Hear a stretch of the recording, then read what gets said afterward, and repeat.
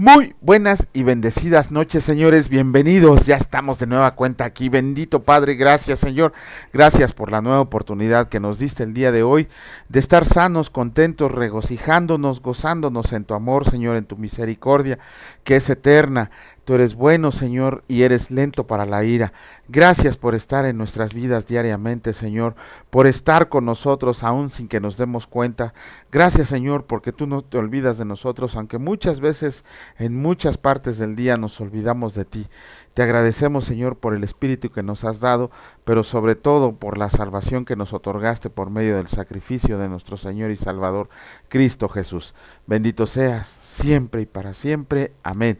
Muy buenas noches, señores. Pues ya estamos de nueva cuenta aquí y vamos a comenzar con la lectura. Es una lectura leve del día de hoy.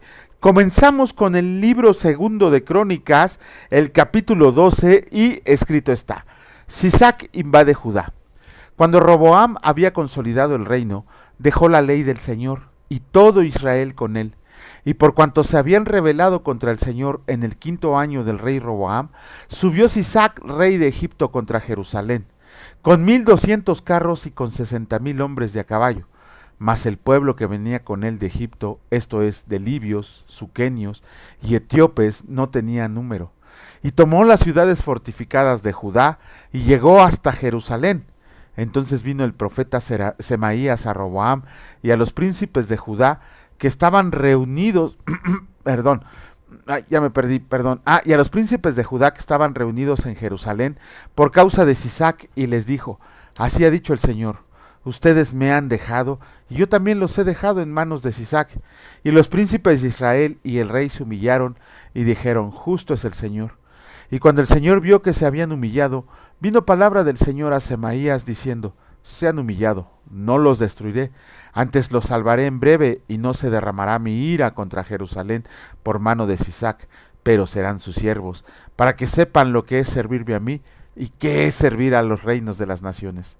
Subió pues Sisac, rey de Egipto, a Jerusalén, y tomó los tesoros de la casa del Señor y los tesoros de la casa del rey, todo lo llevó, y tomó los escudos de oro que Salomón había hecho, y en lugar de ellos hizo el rey Roboam escudos de bronce, y los entregó a los jefes de la guardia, los cuales custodiaban la entrada de la casa del rey.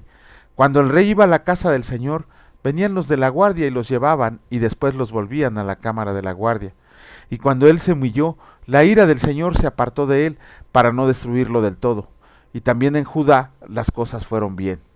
Fortalecido pues Roboam, reinó en Jerusalén, y era Roboam de 41 años cuando comenzó a reinar, y 17 años reinó en Jerusalén, ciudad que escogió el Señor de todas las tribus de Israel para poner en ella su nombre. Y el nombre de la madre de Roboam fue Naama Amonita, e hizo lo malo porque no dispuso su corazón para buscar al Señor.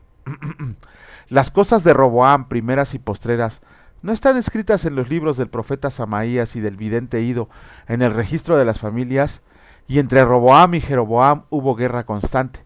Y durmió Roboam con sus padres y fue sepultado en la ciudad de David, y reinó en su lugar Abías su hijo. Capítulo 13 del segundo libro de Crónicas, escrito está: reinado de Abías. A los 18 años del rey Jeroboam, reinó Abías sobre Judá, y reinó 3 años en Jerusalén. El nombre de su madre fue Micaías, hija de Uriel de Gabá. Y hubo guerra entre Abías y Jeroboam. Entonces Abías ordenó batalla con un ejército de 400,000 hombres de guerra, valerosos y escogidos. Y Jeroboam ordenó batalla contra él con 800,000 hombres escogidos, fuertes y valerosos. Y se levantó Abías sobre el monte de Semaraim, que está en los montes de Efraín, y dijo: óiganme, Jeroboam y todo Israel. ¿No saben ustedes que el Señor Dios de Israel dio el reino a David sobre Israel para siempre, a él y a sus hijos bajo pacto de sal? Pero Jeroboam, hijo de Nabat, siervo de Salomón, hijo de David, se levantó y rebeló contra su Señor, y se juntaron con él hombres vanos y perversos, y pudieron más que Roboam, hijo de Salomón, porque Roboam era joven y pusilánime, y no se defendió de ellos. Y ahora ustedes tratan de resistir al reino del Señor en mano de los hijos de David, porque son muchos y tienen con ustedes los becerros de oro que Jeroboam los hizo por dioses. ¿No han arrojado ustedes a los sacerdotes del Señor, a los hijos de Aarón y a los levitas, y se han designado sacerdotes a la manera de los pueblos de otras tierras, para que cualquiera venga a consagrarse con un becerro y 7 carneros, y así sea sacerdote de los que no son dioses? Mas en cuanto a nosotros, el Señor es nuestro Dios, y no le hemos dejado, y los sacerdotes que ministran delante del Señor son los hijos de Aarón, y los que están en la obra son levitas, los cuales queman para el Señor los holocaustos cada mañana y cada tarde, y el incienso aromático, y ponen los panes sobre la mesa limpia y el candelero de oro con sus lámparas, para que ardan cada tarde, porque nosotros guardamos la ordenanza del Señor nuestro Dios. Mas ustedes le han dejado, y he aquí, Dios está con nosotros por jefe, y sus sacerdotes con las trompetas del júbilo, para que suenen contra ustedes. Oh hijos de Israel, no peleen contra el Señor, el Dios de sus padres, porque no prosperarán. Pero Jeroboam hizo tender una emboscada para venir a ellos por la espalda, y estando así delante de ellos, la emboscada estaba a espaldas de Judá. Y cuando miró Judá, he aquí que tenía batalla por delante y a las espaldas, por lo que clamaron al Señor, y los sacerdotes tocaron las trompetas. Entonces los de Judá gritaron con fuerza, y así que ellos alzaron el grito, Dios desbarató a Jeroboam y a todo Israel delante de Abías y de Judá. Y huyeron los hijos de Israel delante de Judá, y Dios los entregó en sus manos, y Abías y su gente hicieron en ellos una gran matanza, y cayeron heridos de Israel 500,000 hombres escogidos. Así fueron humillados los hijos de Israel en aquel tiempo, y los hijos de Judá prevalecieron porque se apoyaban en el Señor, el Dios de sus padres. Y siguió Abías a Jeroboam, y le tomó algunas ciudades, a Betel con sus aldeas, a Gesana con sus aldeas, y a Efraín con sus aldeas. Y nunca más tuvo Jeroboam poder en los días de Abías, y el Señor lo hirió y murió. Pero Abías se hizo más poderoso, tomó 14 mujeres y engendró 22 hijos y 16 hijas. Los demás hechos de Abías, sus caminos y sus dichos, están escritos en la historia de Ido profeta. Capítulo 14 del segundo libro de Crónicas, escrito está. Reinado de Asa. Durmió Abías con sus padres y fue sepultado en la ciudad de David, y reinó en su lugar su hijo Asa, en cuyos días tuvo sosiego el país por 10 años. E hizo Asa lo bueno y lo recto ante los ojos del Señor su Dios, porque quitó los altares del culto extraño, y los lugares altos, quebró las imágenes, y destruyó los símbolos de acera, y mandó a Judá que buscara al Señor, el Dios de sus padres, y pusiera por obra la ley y sus mandamientos. Quitó asimismo de todas las ciudades de Judá los lugares altos y las imágenes, y estuvo el reino en paz bajo su reinado. Y edificó ciudades fortificadas en Judá, por cuanto había paz en la tierra y no había guerra contra él en aquellos tiempos, porque el Señor le había dado paz. Y dijo, por tanto, a Judá, edifiquemos estas ciudades y cerquémoslas de muros con torres, puertas y barras, ya que la tierra es nuestra, porque hemos buscado al Señor nuestro Dios, le hemos buscado, y Él nos ha dado paz por todas partes. Edificaron pues y fueron prosperados. Tuvo también Asa ejército que traía escudos y lanzas, de Judá 300,000, y de Benjamín 280,000 que traían escudos y entesaban arcos, todos hombres diestros. Y salió contra ellos Sera etíope con un ejército de 1,000,000 de hombres y 300 carros, y vino hasta Maresa. Entonces salió Asa contra él, y ordenaron la batalla en el valle de Cefata junto a Maresa. Y clamó Asa al Señor su Dios, y dijo, oh Señor, para ti no hay diferencia alguna en dar ayuda al poderoso o al que no tiene fuerzas. Ayúdanos, oh Señor Dios nuestro, porque en ti nos apoyamos y en tu nombre venimos contra este ejército.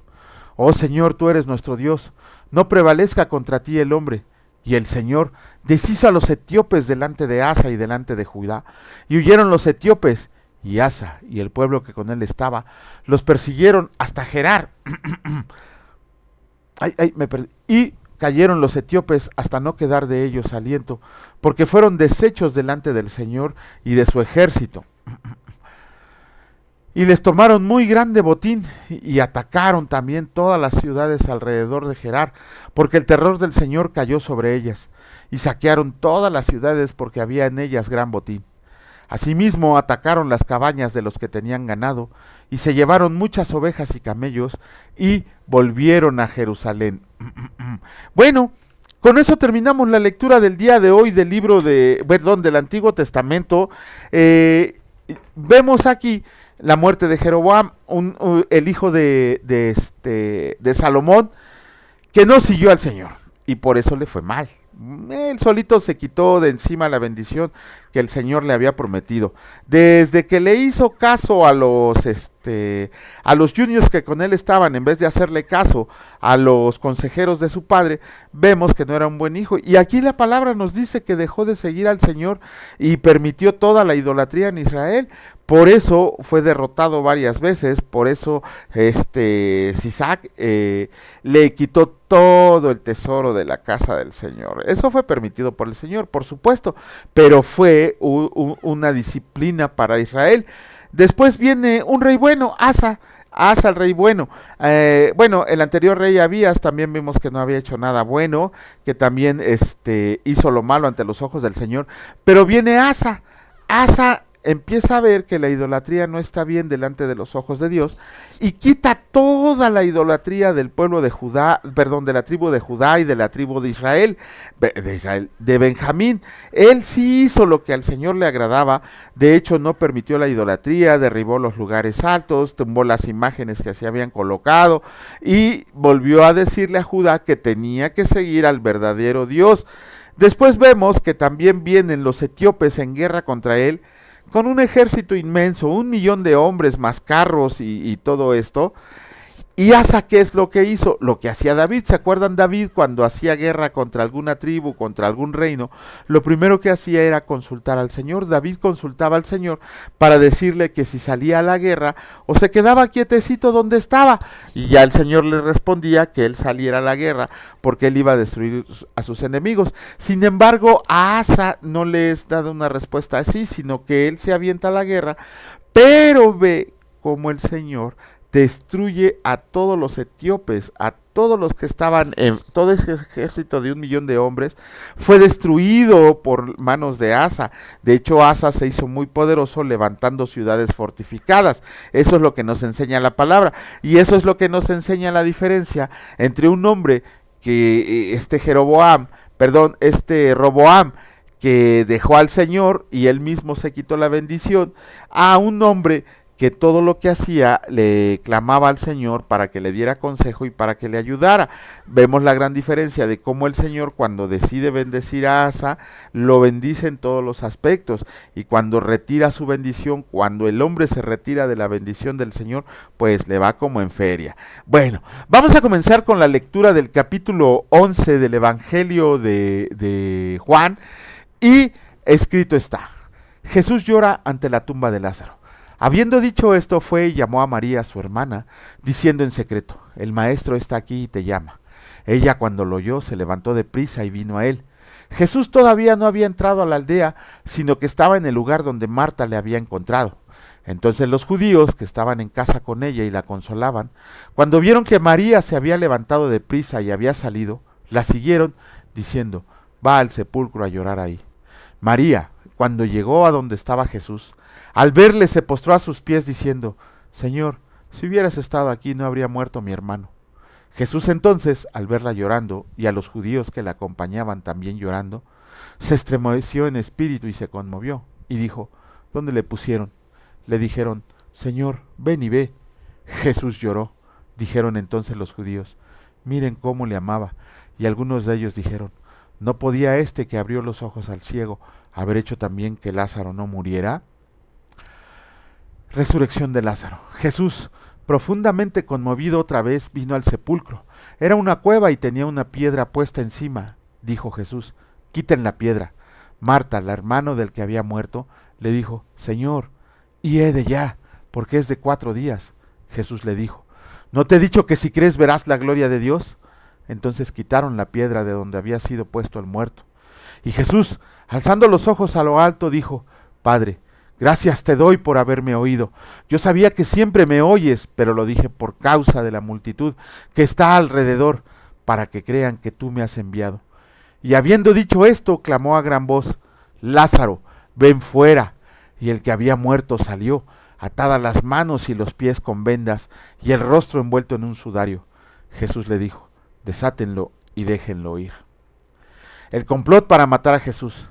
Entonces muchos de los judíos que habían venido para acompañar a María y vieron lo que hizo Jesús, creyeron en él, pero algunos de ellos fueron a los fariseos y les dijeron lo que Jesús había hecho. Entonces los principales sacerdotes y los fariseos reunieron el concilio y dijeron: ¿qué haremos? Porque este hombre hace muchas señales. Si le dejamos así, todos creerán en él y vendrán los romanos y destruirán nuestro lugar santo y nuestra nación. Entonces Caifás, uno de ellos, sumo sacerdote aquel año, les dijo: ustedes no saben nada, ni piensan que nos conviene que un hombre muera por el pueblo, y que no que toda la nación perezca. Esto no lo dijo por sí mismo, sino que como él era sumo sacerdote, aquel año profetizó que Jesús había de morir por la nación, y no solamente por la nación, sino también para congregar en uno a los hijos de Dios que estaban dispersos. Así que, desde aquel día, acordaron matarlo. Por tanto, Jesús ya no andaba abiertamente entre los judíos, sino que se alejó de ahí a la región contigua al desierto, a una ciudad llamada Efraín, y se quedó ahí con sus discípulos. Y estaba cerca la Pascua de los judíos, y muchos subieron de aquella región a Jerusalén antes de la Pascua para purificarse, y buscaban a Jesús. Y estando ellos en el templo, se preguntaban unos a otros: ¿qué les parece? ¿No vendrá la fiesta? Y los principales sacerdotes y los fariseos habían dado orden de que si alguno supiera dónde estaba, lo manifestare para que le prendiera. ¡Wow! Con eso terminamos la lectura del capítulo 11 del Evangelio de Juan. ¿Qué vimos aquí? Vimos primero que nada en el video anterior el último de los milagros registrados por el Evangelio de Juan en este libro. El último de los milagros, claro, la resurrección de Lázaro. Ese es el último milagro. Les voy a hacer un pequeño recordatorio rápidamente de los milagros que se mencionan en el Evangelio de Juan, que como les había dicho son 7. El primero fue la conversión del agua en vino, allá en las bodas de Caná, que está en el capítulo 2, versículos 1 al 11. Después fue la sanidad del hijo del noble, del hijo del oficial, cuando lo levantó de la enfermedad que le habían dicho que ya estaba listo. Eso lo vemos en el capítulo 4, versículo 46 en adelante. Después vemos la sanidad del paralítico de Betesda, aquel que no se podía acercar al tanque, que está en el capítulo 5, por ahí del versículo 18 en adelante. Después el cuarto milagro fue la alimentación de los 5,000, cuando, ¿cómo se llama? Les dio alimento a todos esos hombres porque ya estaban cansados de verle. Eso está en el capítulo 5, ahí debe de estar. Sí, debe estar está en el 5. El sexto milagro fue la caminata que hizo Jesucristo sobre el agua cuando fue a buscar a sus discípulos. En el capítulo 6, por ahí del versículo 16 debe de estar. ¿Cómo se llama? La restauración de la vista del ciego que le estaban reclamando los fariseos, ¿no? Que eso lo leímos en el capítulo 9, en los primeros versículos. Bueno, casi todo el capítulo 9 se trata de la restauración de la vista con la amenaza que le hacen los fariseos. Y aquí vemos el último milagro de Jesucristo, la resurrección de Lázaro. ¿Qué es la resurrección de Lázaro? La victoria sobre la muerte. Ahí el Señor Jesús estaba mostrando que ni la muerte podía con él, que la muerte le hacía los mandados, que la muerte no era un impedimento para él, que la muerte se sujetaba a él, que él es el único que tiene vida eterna, que todos podrán ver fin, pero Jesucristo tiene vida sobre la muerte y nos otorga vida eterna a todos y cada uno de nosotros. Y aquí lo muestra con Lázaro, y que Lázaro murió como un ser vivo que era, como un hombre que era, pero nuestro Señor y Salvador murió y resucitó para ascender con su cuerpo y vivo al cielo, el postrero de todos ellos, el postrero que resucitó y ascendió al cielo. Este triunfo sobre la muerte nos enseña que el Señor es Señor sobre todo, no hay nada que el Señor no tenga de cuidado, que no tenga nada que no haya sido hecho por Él, que no haya sido nada que se le sujete. Absolutamente, si la muerte se le sujeta, ¿qué podría no sujetársele al Señor? Entonces ahí vemos el gran poder de nuestro Señor y Salvador, la resurrección sobre la sobre la vida. Vemos aquí otra cosa hermosa. Alguna vez a uno de los muchachos a los que les daba clases me preguntó por qué el Señor Jesús había gritado: Lázaro, sal fuera. La respuesta es muy sencilla. Más adelante vamos a leer que cuando el Señor Jesús murió y resucitó, muchos muertos también se levantaron de sus tumbas, lo dice la palabra. Qué espectáculo tan dantesco de haber sido eso, ¿no? Ver que los muertos se levantaban de sus tumbas. Pero aquí, si el Señor Jesús no hubiera dicho el nombre de Lázaro para que se levantara, se levantan todos los muertos que estaban ahí. Todos, porque era una orden de nuestro Señor y Salvador. Le dio una orden al espíritu de Lázaro que regresara al cuerpo y se levantara. Pero esto también sirvió como una señal para los judíos incrédulos. Estaban viendo el poder de este Dios hecho carne, de Jesucristo nuestro Mesías, que lo que hizo resucitar a un muerto. Tenía 4 días de muerto. Quienes han tenido, bueno, yo cuando era joven me mandaban a traer muestras a la morgue, ¿no? Muestras de los que ya estaban ahí, y eso que ahí están congelados. Pero vemos ahí que un muerto, es más, lo podemos comprobar luego con los animalitos que mueren en la calle, ¿no?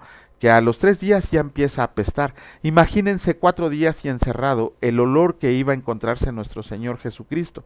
Es más, una de las hermanas de Lázaro le dijo: es que es hiede ya. Y el Señor Jesús dijo: ustedes ábranla, que para que se muestre la gloria de Dios, Lázaro va a resucitar. Esto lo vieron los judíos, y dice la palabra que muchos de ellos creyeron en él.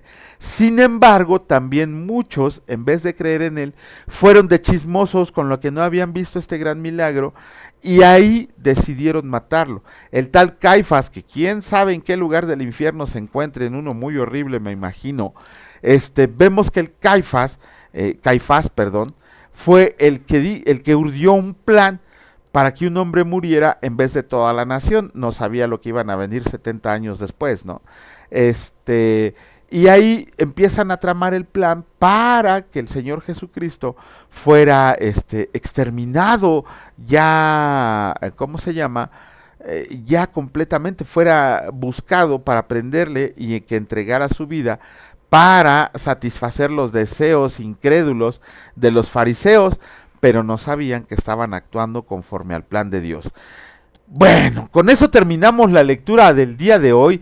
Esperemos en Dios que nos permita de nueva cuenta estar presentes para poder ponernos al corriente. Ya es justo, ya casi nos ponemos al corriente. Bendito Padre, alabado sea, Señor, por tu gran amor, por esas señales tan maravillosas que hiciste, Señor. Sabemos que sigues haciendo señales, que no tienes tú un nombre designado para hacer esas señales, sino que cualquiera de tus servidores, cuando a ti te place, podemos hacerlas, Señor. Por eso mismo te pedimos por los que hoy están enfermos, que sanes su cuerpo físico, Señor, que les des la fuerza y la entereza para que conozcan que esa enfermedad proviene de ti, que no es ningún castigo, sino que es para gloria tuya. Te pedimos, Señor, por esas personas que están enfermas, que no anden buscando ni recurriendo a hombres que no les dejan nada, sino que recurran a ti, el médico de médicos, Señor, el que si tú lo quieres los puedes sanar en este momento, pero que todo sea conforme a tu propósito, conforme a tu designio, porque así está escrito para cada uno de nosotros. Gracias, Señor, por el alimento, por el techo, por el vestido, por el cuidado que tuviste de nosotros, pues, por nuestro ir y venir a nuestro trabajo, por regresar con bien, por resguardar nuestro hogar, Señor, y a nuestras familias. Bendito y alabado seas por toda la eternidad, mi Dios Padre Todopoderoso, por siempre y para siempre. Amén. Que Dios les bendiga, señores, y si Dios lo permite, nos vemos el día de mañana. Cuídense mucho, hasta luego.